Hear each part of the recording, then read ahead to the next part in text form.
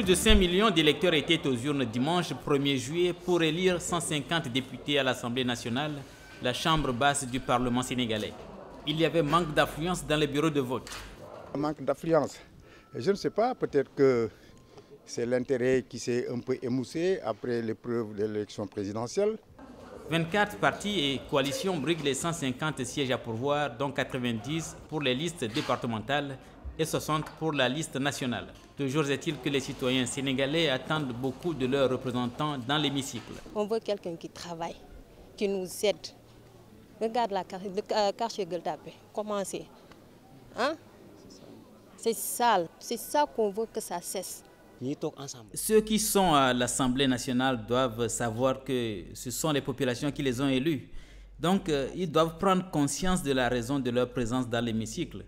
Qu'ils fassent leur travail au nom de Dieu seulement, qu'ils ne soient pas plus préoccupés par l'argent. Après l'élection présidentielle où le taux d'abstention a été élevé, beaucoup s'attendent à une plus forte abstention à l'issue de ces législatives. Ce scrutin devrait logiquement voir plus de femmes siéger au sein du prochain Parlement.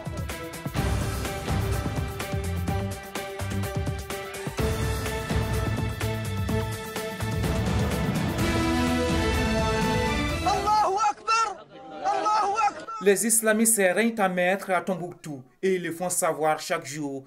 La destruction des monuments et mausolées ont commencé samedi par El Farouk, le monument de l'indépendance de la ville. Je vais casser le monument d'El Farouk de mes propres mains, parce que les habitants nous ont dit que c'était le génie protecteur de la ville. Je l'ai cassé pour leur prouver qu'il ne signifie rien, que seul Dieu peut nous protéger. Ce cimetière de Sidi Mahmoud, un des 333 saints de la ville, était un lieu de pèlerinage. Le monument est désormais en ruine. Au moins 3 mausolées et 7 tombes ont été détruits depuis samedi. Dans l'interprétation des islamistes d'Ansardine, ces monuments sont incompatibles avec la religion musulmane. Les nombreuses destructions interviennent quelques jours après la décision de l'UNESCO de placer Tombouctou sur la liste du patrimoine mondial en péril. Face aux profanations, les chefs religieux de Tombouctou lancent un appel au secours. Tombouctou a sous la gorge le couteau tranchant d'un froid assassinat. Cet appel a été entendu par la Cour pénale internationale qui envisage désormais d'ouvrir des enquêtes. Ceux qui détruisent des bâtiments religieux à Tombouctou doivent savoir qu'ils seront jugés responsables et que justice sera faite.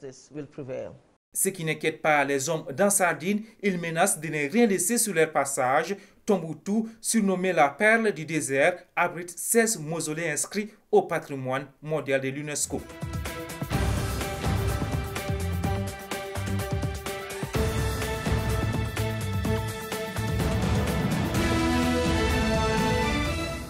Accroître les performances et répondre à la demande croissante des armateurs est l'ambition assignée au port autonome de Pointe-Noire que ses administrateurs entendent atteindre à l'horizon 2014 afin d'améliorer ses prestations.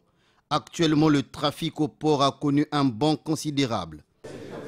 L'année 2005, le trafic du port autonome était autour de 42 000 tonnes, à peine.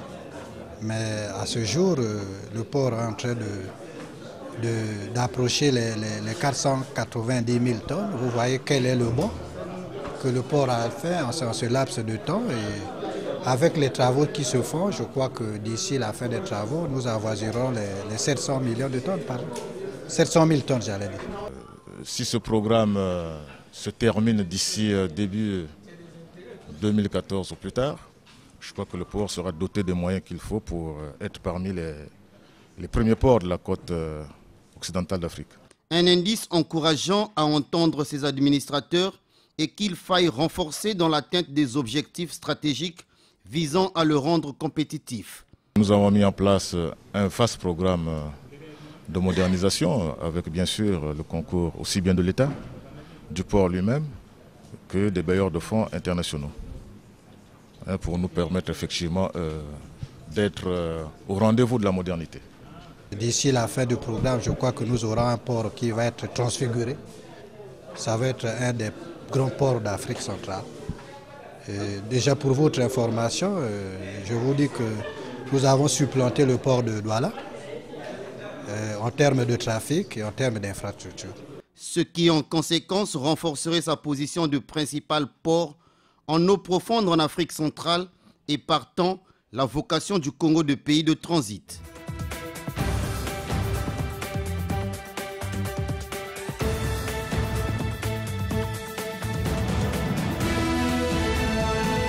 Sur la place du Trocadéro, ils sont plus d'une centaine. Originaires du Congo pour la plupart, tous sont venus pour faire entendre leur voix. Dans leur ligne de mire, le prochain sommet de la francophonie.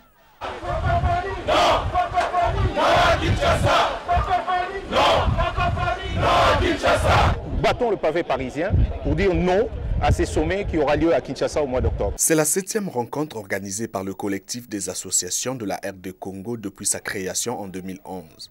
Et pour cette fois, les organismes de défense des droits humains et les représentants d'église réaffirment leur engagement et leur détermination à empêcher la rencontre d'octobre à Kinshasa. La situation dans notre pays n'est pas bonne. Et le départ éventuel de M. Hollande pour le sommet de la francophonie à Kinshasa est un contre-témoignage total par rapport au principe même de la francophonie. Nous devons nous battre pour que la francophonie ne se salisse pas les mains, ne cautionne pas les violations des droits humains en République démocratique du Congo. La République démocratique du Congo est l'un des pays d'Afrique les plus riches en ressources naturelles. Ce pays, considéré comme l'un des plus grands du continent, est resté depuis des années déchiré par des guerres civiles. Les combats à l'est du pays ont fait de nombreuses victimes. Le collectif des associations des Congolais de la diaspora dénonce ainsi la passivité du pouvoir de Kinshasa dans la résolution des conflits et interpelle la communauté internationale sur la nécessité d'une intervention dans le pays.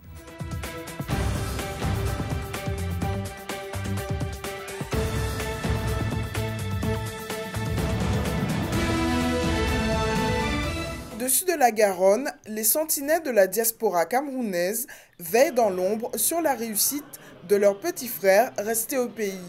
Le club Bordeaux-Cameroun-France et la municipalité bordelaise misent sur ce lien affectif pour établir des échanges prospères entre le vieux continent et l'ancienne colonie. Il y a des atouts formidables. D'abord, des ressources naturelles immenses, un dynamisme culturel, et puis cette jeunesse qui est également une chance, parce que le dynamisme démographique entraîne le dynamisme économique.